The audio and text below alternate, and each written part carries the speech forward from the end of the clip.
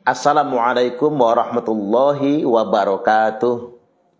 Kongres Jatman di Donohudan yang baru saja selesai menandai babak baru hubungan antara Nahdlatul Ulama dengan para habaib, di mana pada kongres tersebut tidak ada satupun habib yang datang.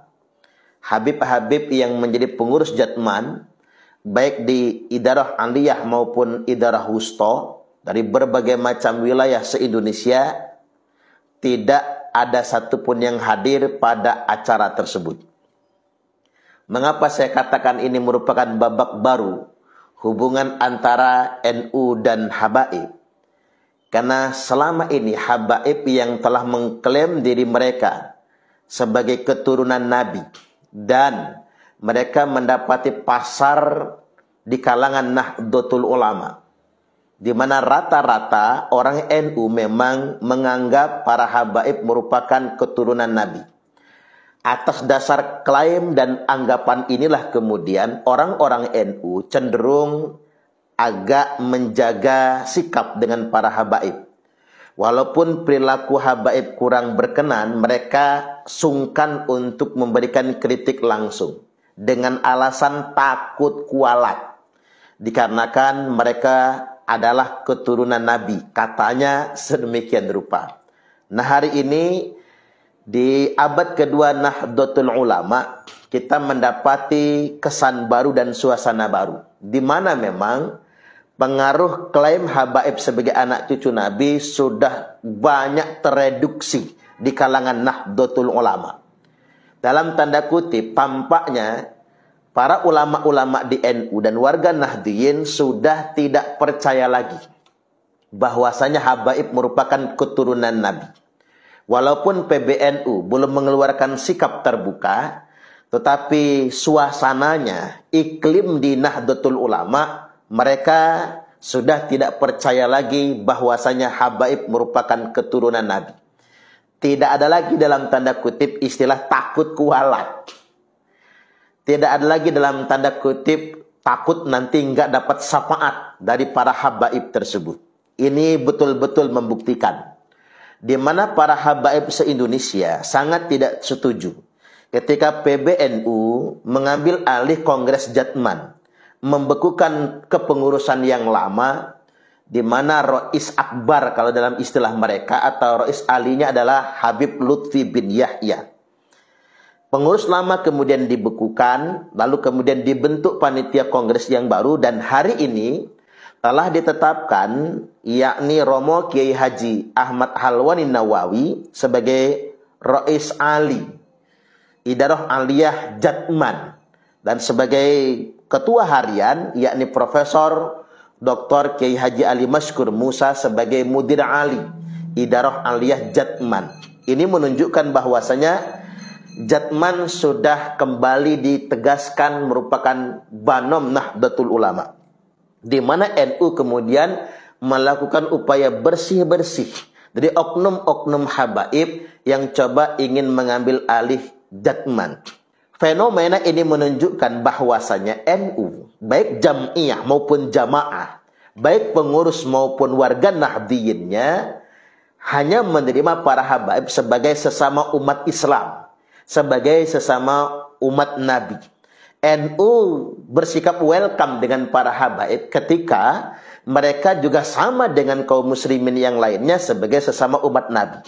Tetapi klaim yang mengatakan mereka sebagai anak cucu Nabi, sebagai keturunan Nabi, apalagi menuntut hak istimewa dengan pengakuan sebagai anak cucu Nabi tersebut, menuntut hak istimewa, seolah-olah mereka menjadi kasta tertinggi, seakan-akan mereka merasa lebih mulia dari semua kiai NU dan merasa lebih mulia dari semua warga Nahdliyin. Itu sudah tidak lagi diterima oleh warga Nahdliyin. Saya ulangi sekali lagi, klaim para habaib yang ngaku-ngaku sebagai anak cucu Nabi, lantas kemudian mendudukkan kasta mereka lebih tinggi daripada kiai-kiai NU maupun warga Nahdliyin di Indonesia ini, sesuatu yang sudah tidak bisa lagi diterima oleh masyarakat Nahdliyin.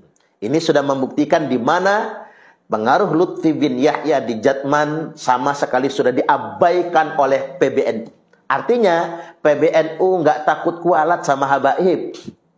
Masyarakat Nahdliyin hari ini sudah nggak takut kualat dengan habaib. Karena mengapa? Karena mereka semua sadar habaib hanyalah umat Islam biasa. Sama seperti kita. Habaib bukan ahlul bait Nabi. Mereka bukan zuriat Nabi. Klaim-klaim tersebut di abad kedua Nahdlatul Ulama ini sudah mulai tereduksi. Bahkan suatu hari nanti akan habis sama sekali. Inilah gerakan masif dari para kiai-kiai NU. Mereka memang tidak pernah bersuara vokal di media sosial atau di panggung-panggung ceramah untuk mengatakan habaib bukan keturunan Nabi.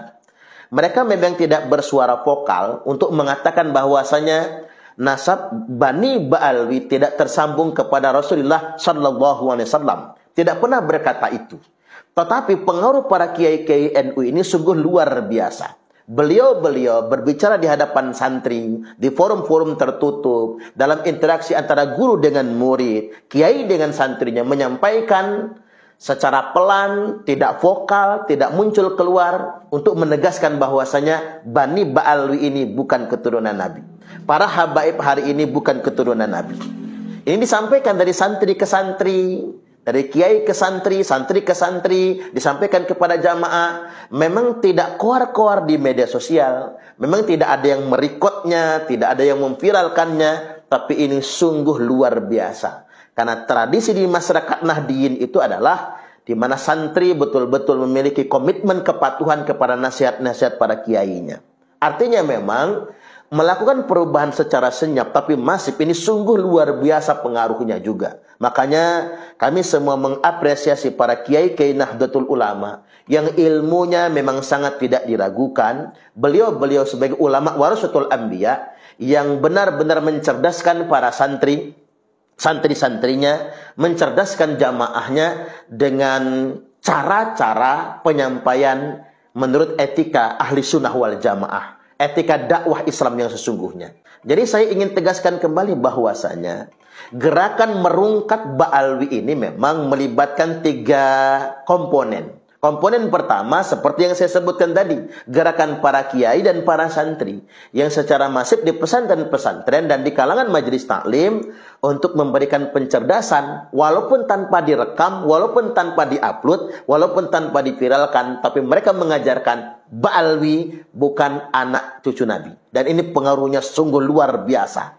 Kemudian yang kedua, gerakan yang hari ini memang dimotori oleh sang mujaddid Kiai Haji Imaduddin Utsman Al-Bantani beserta para kader-kader Nahdliyin, kiai-kiai NU yang berani vokal, berani bersuara, secara lantang mereka semua mengkampanyekan bahwasanya Bani Ba'alwi terbukti bukan keturunan Nabi.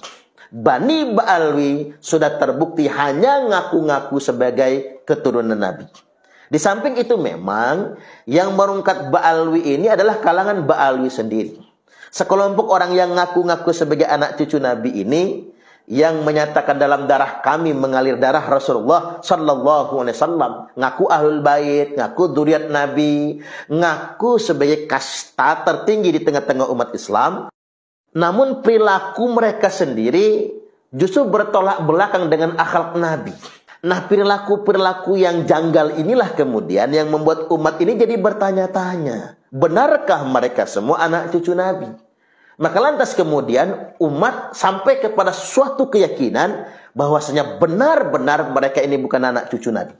Jadi cukup dengan melihat perilaku para habaib, oknum-oknum habaib yang bertentangan dengan akhlak Islami, bertentangan dengan akhlak Nabi Sallallahu Alaihi Wasallam, sudah cukup membuktikan bagi umat kalau memang mereka bukan anak cucu Nabi. Logikanya sederhana.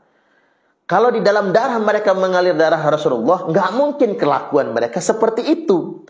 Maka menurut saya, yang mempercepat rungkatnya pengakuan Ba'alwi sebagai anak cucu Nabi adalah perilaku anak-anak Ba'alwi itu sendiri yang memang tidak pantas untuk dikatakan sebagai keturunan Nabi Sallallahu Alaihi Wasallam. Terus berjuang, apa yang kita lakukan hari ini adalah dalam rangka menjaga kemuliaan nasab suci Rasulullah Sallallahu Alaihi Wasallam. maka bisa kita tegaskan semua orang yang ngaku-ngaku sebagai anak cucu Nabi, pada dasarnya dia telah menistakan nabinya sendiri, telah menistakan agamanya sendiri, dan telah melakukan penodaan terhadap ajaran agama Islam ini. Mudah-mudahan kita semua semakin cerdas. Allahul muwaffiq ila aqwamit thoriq.